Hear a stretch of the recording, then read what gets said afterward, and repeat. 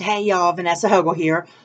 I apologize. This is probably going to be a little short than I intended, but I totally forgot that I said today on the Ghost Host show with Sophia Temporelli that I was going to do one of these for somebody who called in. So bear with me. I'm going to try to get as much information as I can out here as quick as I can. We had someone call during the show that had they had questions and gave them a real quick reading based on just what I felt, my impressions at that time. And one of the impressions that I felt was that they desperately needed a shield, due to the fact that they were a bit of a sponge, in regards to the different energies that are coming around them or that they have to interact with on a daily basis. The area that they're located in, whole kit and caboodle, it can be overwhelming. It can be really tough for people to deal with that when they're being bombarded. So it is kind of necessary to learn how you can kind of stave some of that stuff off. And so I said I would do a quick video on shielding.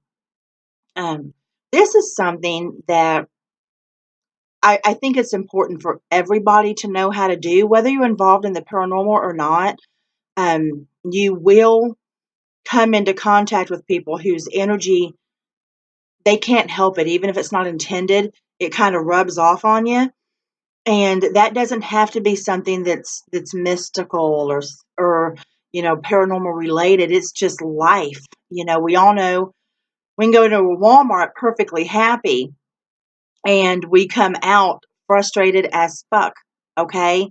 It could be the fact that we just don't want to be there, or it could be the fact that that's the type of energy that we kind of came around. Somebody else was having a bad day, that rubs off on you. The way that they treat you, that rubs off on you. Even when you decide that you're not going to let it bother you, it still rubs off on you and affects you. So the importance of shielding is to keep that to a minimum. Now, it doesn't work for blocking everything out. It's a rarity that ends up being the case, but it can at least filter things out or make it not as bad. I will tell you what I was told to do years and years and years ago when I'm trying to get comfortable. When I was seeking information from other people and trying to learn my craft better, when I thought that I needed that education from other people as opposed to just listening to myself, um, I was told something that I do feel was very important, and that was how to do this, even though it was their way. And what they told me was, they said, if you can picture yourself being bricked in, and that is starting from the feet and working all the way up and leaving your face exposed, that is an impenetrable force around you that the negativity can't get to. It just kind of bounces off. I tried it. I tried it because to me that sounded great. I'm like, I can block all this shit out. Yay. Um, so I tried it. I'm claustrophobic. And even visualizing that made me sick to my stomach. It was very, very, very difficult for me to even image wise be able to handle the idea of being completely encased with something so thick and dense and semi indestructible as brick, even if it's just in my mind. So I tried it. It didn't work for me. I put it aside. Then I tried something that to this day still shocks me that this worked, because I am absolutely terrified of spiders. Terrified of spiders. Yet I tried to think of something that would keep me, keep a barrier between me and the outside world, whether it is paranormal, whether it's people, real live living people, walking around. Okay. I tried to think of what would work the best that wouldn't make me feel claustrophobic. And I came up with spider webs. Why? I don't know. Like I said, terrified of them. Okay. Absolutely terrified of them. But I figured, you know what? I'm going to try it. I'm just going to see how it goes. Okay. So I did. And I imagined without the spider, which is going to say this web came from nowhere. Okay. I imagined it starting at my feet and wrapping itself around me, overlapping so that no part of me was exposed, but that I could still see me. It wasn't brick I was seeing. And I imagined that from my feet all the way up to the top of my head, leaving my face open. And it worked like a charm. And the reason I say leave your face open, but make sure that you're covered back here, regardless of what material you decide to use visually to do this, is because we don't really get jumped by the negative energy when it's face to face. It's what we don't see back here, whether it is a living person or a deceased person, that can really attach itself on. And I don't know if people really understand that, but it's true.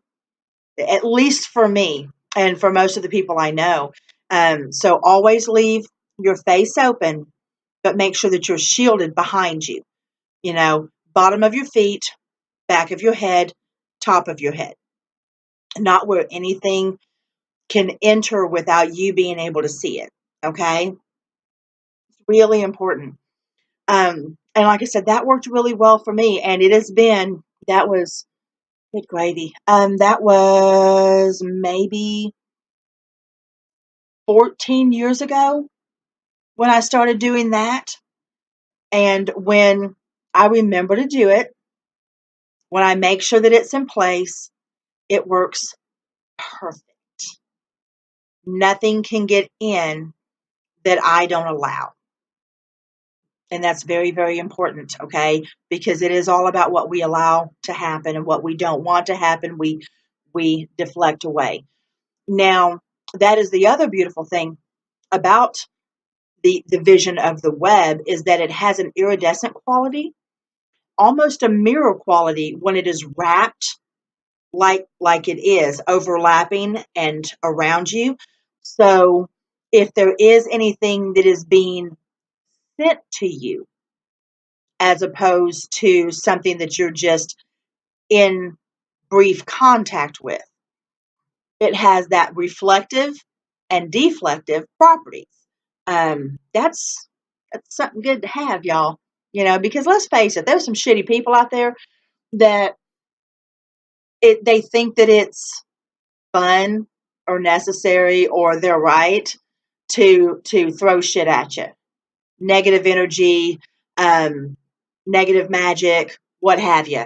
So if you can do something that deflects that and reflects it back on the sender, your karma's clean, because you're not casting anything out there that could cause harm.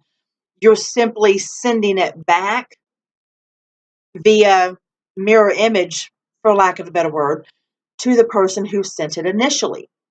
So whatever their intentions are to you, go back to them. Very important, because we want to keep our karma clean. Okay.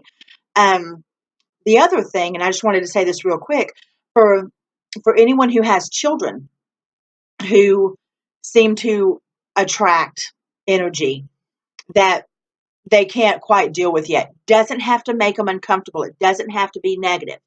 But if they are new to understanding how all of this works, and if they're still trying to find, their strength in it, and even ground in figuring out what their part is going to be in this, or if they're simply just young and there's no way they could know how to do this yet, and you're unsure how to deal with whatever their special abilities are.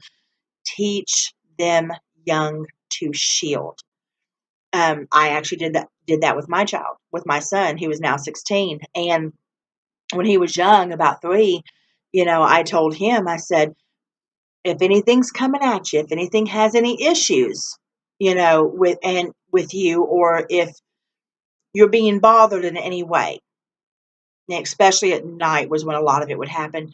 I taught him something very simple that was easy for a child to understand, and that was to picture a big purple balloon that he could crawl into, and the only person allowed into it was me. And for the longest time, he used that. And I mean, I just pulled that out of my ass. I was trying to come up with something that would help my son with the situations going on with him and what he was seeing and dealing with. And it worked. So it doesn't always have to be this major thing, this crazy spell work with a ton of money spent on tools and candles and stones and everything else. Guys, it's intent. Everything is intent. That's here. Can't be bought. Okay? So anyway, I promised I would get this out by 9. I'm going to be late, 9 New York time. I'm going to be late, but I'm getting it there. Okay? So anyway, I just wanted to put that out real quick. Mwah. Love you guys. Bye.